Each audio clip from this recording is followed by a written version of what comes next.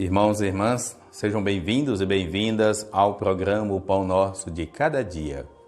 Em nome do Pai, do Filho e do Espírito Santo, a graça de nosso Senhor Jesus Cristo, o amor do Pai e a comunhão do Espírito Santo estejam convosco. Bendito seja Deus que nos reuniu no amor de Cristo. Vamos ler e meditar o Evangelho de Marcos, capítulo 10, versículos de 17 a 27. Naquele tempo, quando Jesus saiu a caminhar, veio alguém correndo, ajoelhou-se diante dele e perguntou: Bom mestre, que devo fazer para ganhar a vida eterna? Jesus disse: Por que me chamas de bom? Só Deus é bom e mais ninguém.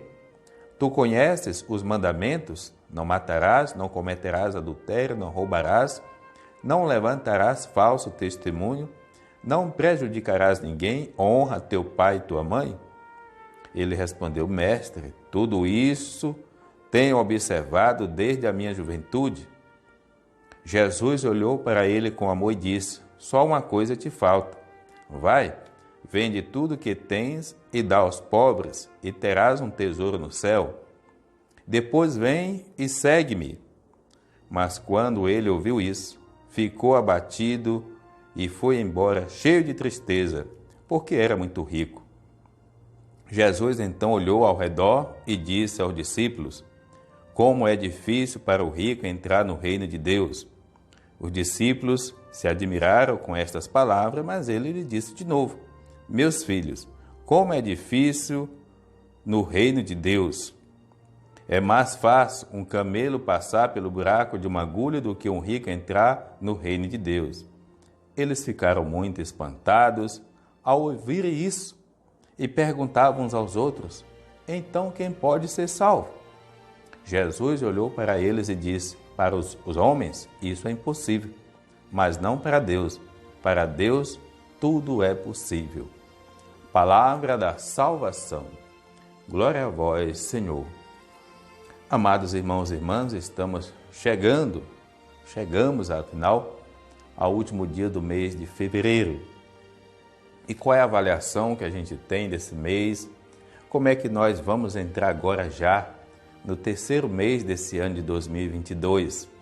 Importante a gente fazer uma avaliação, ver o que a gente deixou para trás, ver o que a gente realmente precisa abraçar para seguir esse ano de 2022, sempre no esforço de viver na luz de Deus.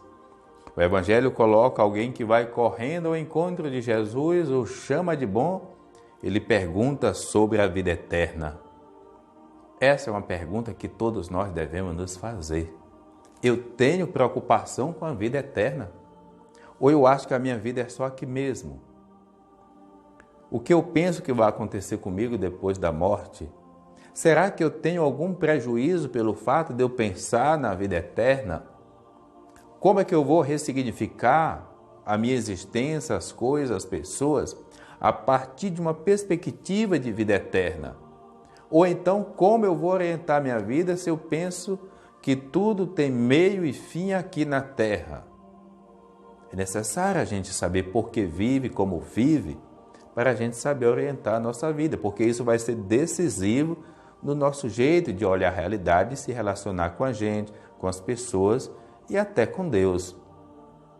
Jesus coloca aquilo que é normal de qualquer religião, todas elas têm ali a sua doutrina, os seus mandamentos, a sua disciplina para reeducar a pessoa, mas não é o suficiente. Precisa um pouco mais. Precisa também a gente cuidar do próximo, zelar do próximo, para que o outro também tenha condições de vida digna para viver e sobreviver. E aqueles a quem Deus deu a oportunidade de ter mais e alguns muito mais, tenha consciência que muita gente não desfruta 10% daquilo que tem. Como é que eu posso gerar um mecanismo para que eu possa também diminuir o desemprego, diminuir a fome, diminuir realmente a desigualdade social?